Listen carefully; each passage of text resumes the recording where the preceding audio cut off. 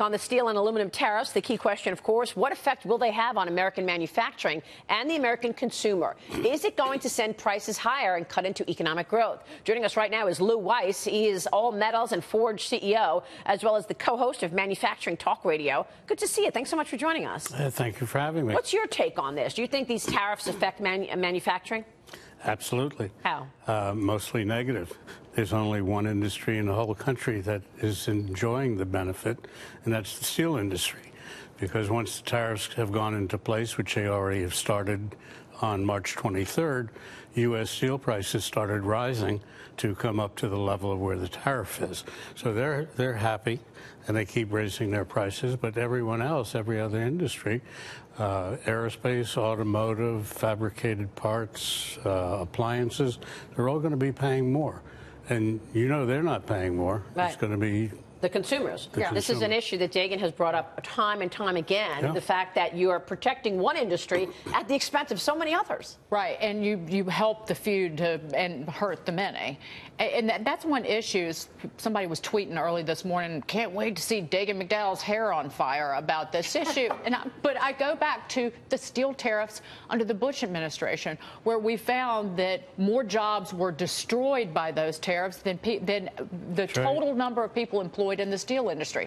So it's not like I'm pulling this stuff out of where the sun don't shine, that there is some evidence. And the bigger issue for the economy is the retaliation from these very allies that we've gone after, whether it's in farming, for example. So what have you seen?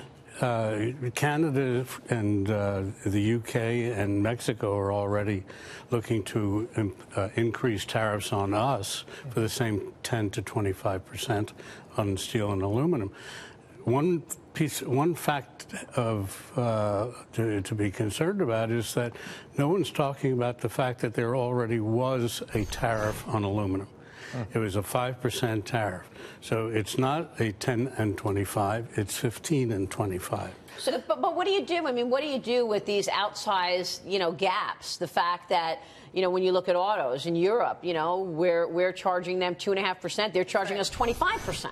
So what do you do? Didn't say it's a fair deal, but there's a better way than doing this, because the 5 times that they have done this, it always fails. Yeah. Lew, you have your pulse on the manufacturing community because of your talk show and everything else.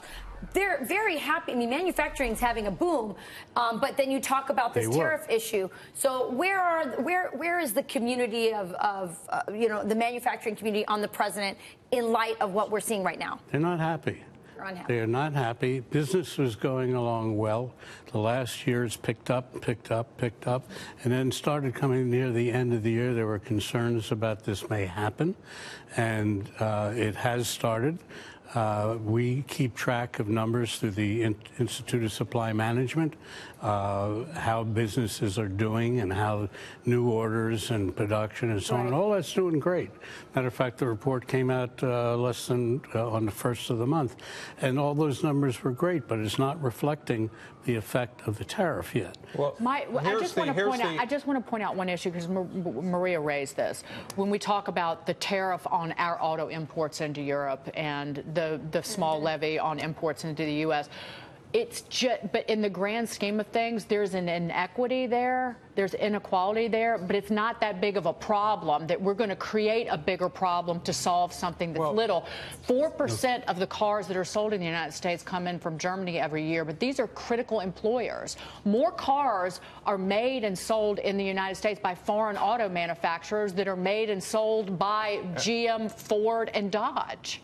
See, I still think this is a negotiation. That's really what I think. I mean, I agree with you on the aluminum and steel issue, but I have to push back when it comes to China, because that's the real big kahuna. I mean, the fact that they're stealing from us all this time, the intellectual property, the forced technology transfer, that's the only thing. And I'm wondering if this is just President Trump being the art of the deal. But some people are saying that by doing this and engaging the Europeans in this, it's taking the focus off of China. Yeah. That's another way to look at it. And the fact that China, and if you want to keep it in the steel and aluminum arena, They only represent 2% of our steel imports into this country. Trump says it's no, it's a lie. Well, because of the overcapacity. It's going through different countries because they're producing a lot. It comes through Malaysia, and it comes through a company called Seattle Logistics, who does a transshipment approach. But there's not even significant proof because Customs really doesn't have a handle on that. So this one lies, that one lies, the other one lies. The bottom line is